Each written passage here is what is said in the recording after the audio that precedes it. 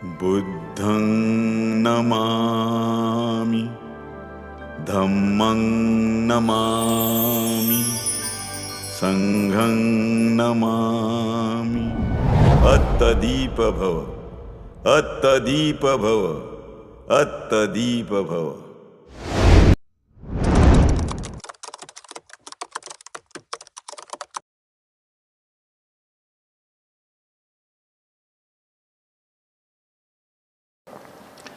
सबका कल्याण हो। प्यारे भक्तों, मैं आज आपके सामने अपने मन की बात कर रहा हूं। 22 जनवरी 2024 ये दिन भारतवर्ष के इतिहास में बहुत बड़ा मनहूस दिन था। उस दिन मंदिर का उद्घाटन तो हो गया, मगर मंदिर कहां बन गया? जहां मेरा जन्म हुआ वहां पर नहीं, बल्कि जहां मेरा जन्म हुआ उस जगह से 2 कोस दूरी पर यह मंदिर बन गया। इसका मतलब क्या होता है? इसका मतलब यह होता है कि मंदिर बनाने वाले के दावे के मुताबिक वो ना तो प्रभु राम में विश्वास प्रकट करते थे, ना राम नाम में आस्था प्रकट करते थे, ना राम मंदिर में कोई आस्था प्रकट करते थे। वो सीना ठोक के कहते थे कि 500 साल बाद मैं राम लल्ला को अयोध्या ले आया हूं। 500 साल बाद? फिर तब तक राम लल्ला कहां थे? मैं आपसे पूछता हूं, क्या सालों से मैं आपके मंदिर में वास नहीं कर रहा हूं? क्या सालों से आप मेरी आराधना नहीं कर रहे हो? कि इस धरती के कण कण में मैं बसा नहीं हूं? और ये महाशय कह रहे हैं कि 500 साल बाद वो मुझे अयोध्या ले आए। कितना झूठ! ये पाखंड! उन्होंने ऐसा भी किया कि राम लल्ला के प्राण प्रतिष्ठा का वो स्वांग रचाया उन्होंने। राम लल्ला की प्राण प्रतिष्ठा! मोदी जैसे शख्स के हाथों में इतनी शक्ति है जो राम लल्ला की प्राण प्रतिष्ठा करे? क्या पंडितों के मंत्रों में वो ताकत है कि जो राम लल्ला की प्राण प्रतिष्ठा करे? राम लल्ला क्या मोदी जी और पंडितों के गुलाम है, दास है, जो उनके आदेश आते ही वो किसी मूर्ति में जा बैठेंगे और इनके आदेश से किसी पर प्रसन्न हो जाएंगे या किसी पर प्रकोप करेंगे? चारों शंकराचार्य कह रहे थे कि अभी मंदिर का निर्माण पूरा हुआ नहीं है। 22 जनवरी ये दिन शुभ दिन नहीं है। ऐसे वक्त पे राम मंदिर का उद्घाटन करना, राम लल्ला की प्राण प्रतिष्ठा करना गलत है। इससे अनर्थ हो जाएगा। चारों शंकराचार्य कह रहे थे कि मंदिर का निर्माण अभी पूरा हुआ नहीं है। 22 जनवरी ये बहुत ही अशुभ दिन है और ऐसे अशुभ दिन में राम मंदिर का उद्घाटन कराना और राम लल्ला का प्राण प्रतिष्ठा करना बहुत गलत है। इससे अनर्थ हो जाएगा, देश पर संकट आ जाएगा। मगर ये तानाशाह नरेंद्र मोदी किसी की सुनते हैं क्या? तानाशाह कभी किसी की सुनते नहीं। वही इन्होंने किया। देशवासी मरे चाहे मरे, इनको कोई फिक्र नहीं, इनको सिर्फ अपनी फिक्र है और साथ साथ अपने उद्योगपति मित्र परिवार की और आरएसएस के संघ परिवार की उन्हें फिक्र है। तो आप सोचते होंगे कि बार बार मैं नरेंद्र मोदी को तानाशाह क्यों बोल रहा हूं। मैं बिला वजह उन्हें तानाशाह नहीं बोल रहा हूं। मैं देख रहा हूं कि जर्मनी के तानाशाह एडॉल्फ हिटलर, उनके नक्शे कदम पर हमारे तानाशाह नरेंद्र मोदी चल रहे हैं। मैं देख रहा हूं। समझ नहीं पा रहे ना आप? सुनिए, हिटलर जिस पार्टी में था उस पार्टी को पैसों की कमी थी, तो हिटलर ने अपने उद्योगपति मित्रों से पार्टी को चंदा दिलाया, पुराने नेताओं को दूर कर दिया और पार्टी के सर्वे सर्वा हो गए। मोदी जी ने भी वही किया। भारतीय जनता पार्टी को अपने उद्योगपति मित्रों से चंदा दिलवाया और पुराने नेताओं को दूर कर दिया और भारतीय जनता पार्टी के सर्वे सर्वा हो गए। जर्मनी के अखबार हिटलर की प्रतिमा दुनिया के सबसे महान नेता की तरह कर रहे थे। यूं मानिए कि ब्रह्मांड नायक का दर्जा दे रहे थे। गोदी मीडिया भी मोदी के बारे में यही कर रहे कि दुनिया में सबसे महान नेता है, ब्रह्मांड नायक है। हिटलर की एक आदत थी, हर पुरानी चीज को वो कोसते थे, पुराने नेता को कोसते थे। तो वो कहते थे कि पुराने लोगों ने कुछ नहीं किया, जो कुछ किया मैंने किया, मैं कर रहा हूं, मैं नया जर्मनी बनाऊंगा। मोदी जी भी वही कह रहे हैं कि विपक्षी दलों ने 70 साल में कुछ किया नहीं है, अकेले मैंने किया, मैं नया भारत बनाऊंगा। और एक बात, जर्मनी के अखबार एक जाति के खिलाफ, एक धर्म के खिलाफ जहर फैलाने की कोशिश कर रहे थे कि ये लोग मांस मच्छी खाते हैं, ईसाई लड़कियां उनसे शादी करने जा रही है, इनकी आबादी बढ़ती जा रही है, देश के लिए खतरा होता जा रहा है। यही बात नरेंद्र मोदी के अखबार भी कर रहे हैं। मुसलमान मांस मच्छी खाते हैं, हिंदू लड़कियां उनसे शादी करने जा रही हैं, इनकी आबादी बढ़ती जा रही है, देश को बड़ा खतरा हो रहा है। और जर्मन के अखबार कहते थे कि हिटलर कम सोता है, कम खाता है और दिन रात जर्मनी के हित के बारे में सोचता है। वास्तविकता यह है कि हिटलर अपना बहुत सारा समय अपनी प्रेमिका के साथ गुजारता था,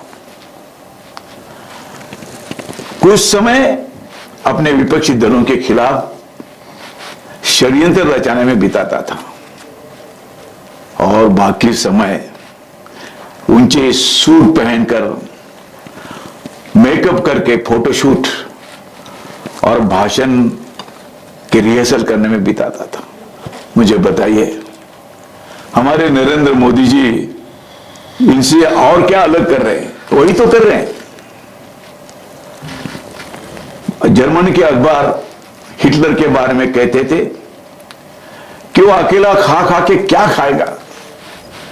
वास्तव में हिटलर खुद भी खाता था और अपने दोस्त उद्योगपति मित्रों को भी खिलाता था। नरेंद्र मोदी का अलग से नहीं।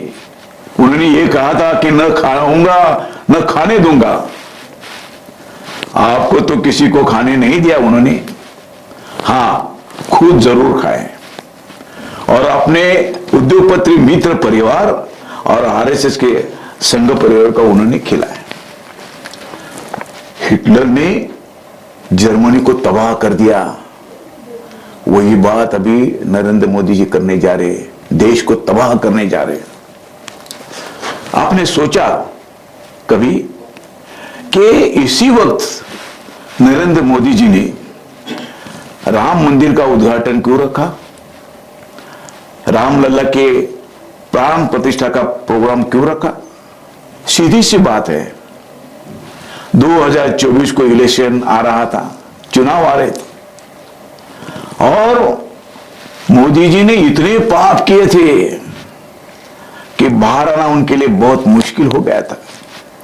वो सोच रहे थे इन पापों से मुझे कौन मुक्ति दिलाएगा। उनके सामने एक ही नाम आया, राम नाम। उनको लगा वही मुझे सहारा देंगे, वही मेरे इलेक्शन जिताएंगे। भक्तों, नरेंद्र मोदी पापों से घिरे हुए थे। उनके साथी भी कह रहे थे कि अब बाजार उठ गया है मोदी जी का। अगर मोदी जी के नेतृत्व में 2024 में इलेक्शन लड़े तो हार हो जाएगी बीजेपी की। मोदी जी बहुत परेशान थे। क्यों न होंगे परेशान? उन्होंने देशवासियों से धोखाधड़ी जो की थी, आपको याद है 2014 में क्या नारे लगाए थे उन्होंने? बहुत हो गई महंगाई की मार, अब की बार मोदी सरकार। और क्या क्या फीकू गारंटी दी थी उन्होंने? महंगाई कम करूंगा, पूंजीपतियों का जो धन विदेश के बैंकों में हो वो ले आऊंगा, और भारतीय नागरिक के खाते में 15-15 लाख भर दूंगा, हर साल 2 करोड़ रोजगार दिलाऊंगा। मगर इनमें से एक भी गारंटी वो पूरी कर नहीं पाए। और ये अनपढ़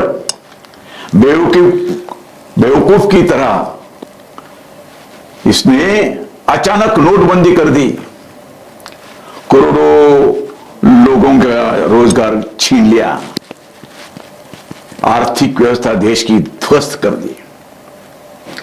फिर से मुसीबत में आ गए हो। 2019 का चुनाव आया था, कैसे सामना करे? तो उन्हें पुलवामा मदद करने आया। उस रोज मोदी जी शूटिंग में थे। जम्मू कश्मीर के राज्यपाल सत्यपाल मलिक जी ने उन्हें बताया कि पुलवामा में 40 सैनिकों को मार डाला गया, वो शहीद हो गए, और इसमें हमारी सरकार जिम्मेदार है। तो मोदी जी ने कहा खामोश रहो, मैं सब कुछ देख लूंगा। फिर से मोदी जी शूटिंग में लगे। किसी को मालूम ही नहीं हुआ कि इतना बड़ा हादसा हुआ है। और फिर शूटिंग खत्म होने के बाद मोदी जी आए और छूटे 4 आंसू बहाए उन्हें। आप सभी ने देखा था कि हर दिवाली को मोदी जी सैनिकों के यहां जाके उनके साथ दिवाली मनाते हैं। मगर आपने यह भी देखा कि 40 सैनिकों की जान ही गई, और यह हादसा था या हत्या थी, ये अब तक जांच नहीं हुई। तो 2019 का चुनाव तो जीत गए पुलवामा के सहारे। अब तो उन्होंने सुधरना चाहिए। एक आधा बुद्धिमान सोचता है कि मुझे दोबारा मौका मिला, मैं कुछ अच्छे काम करूं। मगर दुनिया में ऐसे लोग होते हैं जिनको सामने वाले के चेहरे पर हंसी खुशी बर्दाश्त नहीं होती। उनमें से नरेंद्र मोदी जी भी है। देशवासियों के चेहरे पर हंसी और खुशी उनको बर्दाश्त नहीं होती। उन्होंने आपकी बार बहुत बड़ी धोखाधड़ी की। देश की जो संपत्ति थी, देश के जो उद्योग थे, वो उद्योग मोदी जी ने अपने परम मित्र अडानी को मिट्टी के भाव में बेच डाले और संविधान के तहत schedule caste, schedule tribe, OBC और आदिवासियों को जो आरक्षण मिलते थे, वो संविधान को हाथ लगाए बगैर वो उद्योग अडानी को बेचकर एक साथ सारे रिजर्वेशन छीन लिए गए, सारे आरक्षण छीन लिए इन्होंने और देश के उद्योग तो बेच डाले थे। अब आमदनी कैसे आएगी, सरकार कैसे चलाएंगे? तो इस कसाई बनिए ने एक बहुत बड़ा टैक्स लाया।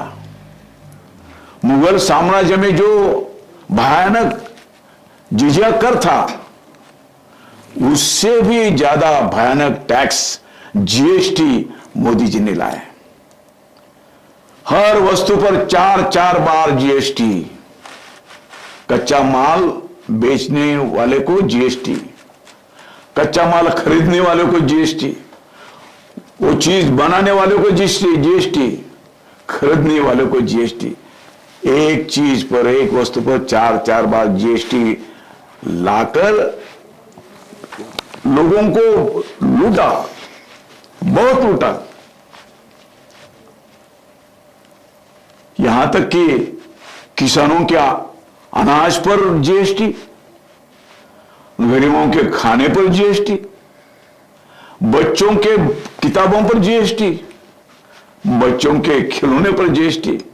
ऐसी जीएसटी लगाने वाली दुनिया में एक नंबर की झूठी निकम्मी सरकार, चोर सरकार अगर किसी की होगी तो नरेंद्र मोदी जी की होगी।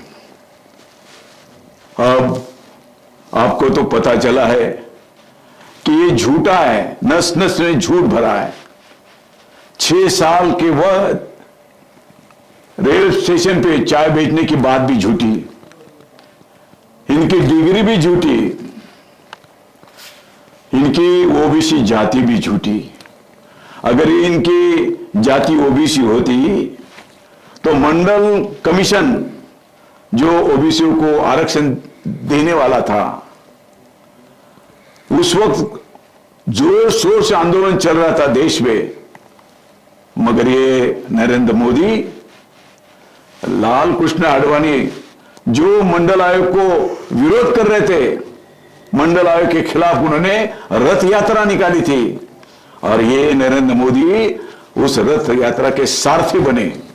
अगर वो ओबीसी होते तो ओबीसी के खिलाफ आंदोलन करते। इतने झूठ, और कहते थे कि नहीं, हम भ्रष्टाचार के खिलाफ है। आपने तो देख लिया, इलेक्टोरल बॉन्ड खुद सुप्रीम कोर्ट ने उन्हें दोषी ठहराया। चंदा दे दो, धंधा ले लो। बेशर्म की बात तो यह है, गाय को पवित्र कहलाने वाले, कहने वाले गाय के जो कत्तल खाने हैं, उन लोगों से भी करोड़ों में चंदा इन्होंने इकट्ठा किया है और भारतीय जनता पार्टी को भ्रष्टाचारी जनता पार्टी इन्होंने बनाया और फिर से झूठी गारंटी देकर वो कह रहे हैं कि अब की बार 400 पार।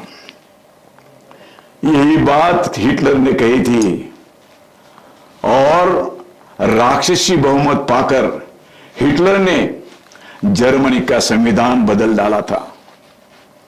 खुद चांसलर बना और प्रेसिडेंट भी खुद ही बना और सर्वे सर्वा होकर जर्मनी को उसने इस तरह बर्बाद किया कि आज तक जर्मनी उभर नहीं पाए।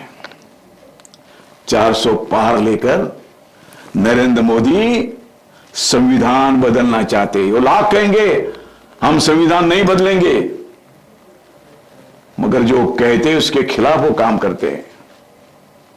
तो वो कहते हैं कि 400 पार हमें सांसद दे दो। 400 पार सांसद आए तो भारतीय संविधान वो बदल डालेंगे और खुद प्रधानमंत्री और राष्ट्रपति बनेंगे। उनकी मुट्ठी में पुलिस होगी, उनकी मुट्ठी में मिलिट्री होगी, उनकी मुट्ठी में कोर्ट होगा, उनकी मुट्ठी में मीडिया होगी। अगर मीडिया ने उनके खिलाफ कुछ छापा तो मीडिया सीधी जेल जाएगी। विरोधी पक्ष के नेताओं को बगैर कोर्ट किए वो सीधा जेल पहुंचाएंगे। इंडस्ट्रियलिस्ट को बगैर ईडी सीधा जेल पहुंचाएंगे। जो रोजी रोटी मांगेगा उसको जेल पहुंचाएंगे। न्याय के खिलाफ जो लड़ेगा उसको जेल भिजवा देंगे। ये राजनीति मोदी की है। संविधान बदलना चाहते हैं वो। भक्तों, ये संविधान आपके राम लल्ला की जान है। संविधान के हर पन्ने में आपके राम लल्ला समाये हुए हैं। संविधान ही सही माने में रामराज है। तो आपको संविधान बचाना है, आपको देश बचाना है और हर राम भक्ता का एक कर्तव्य है कि वो संविधान बचाए, वो देश बचाए। मैं आज नरेंद्र मोदी और बीजेपी को शाप देता हूं कि आने वाले इलेक्शन में 2024 के चुनाव में नरेंद्र मोदी और बीजेपी चुनाव हार जाएगी। मैं आप सबको आशीर्वाद देता हूं कि आप संविधान बचाने में, देश बचाने में, नरेंद्र मोदी और बीजेपी को हटाने में कामयाब होगे। आप सबका कल्याण हो। भवतु सब मंगलम, भवतु सब मंगलम, भवतु सब मंगलम।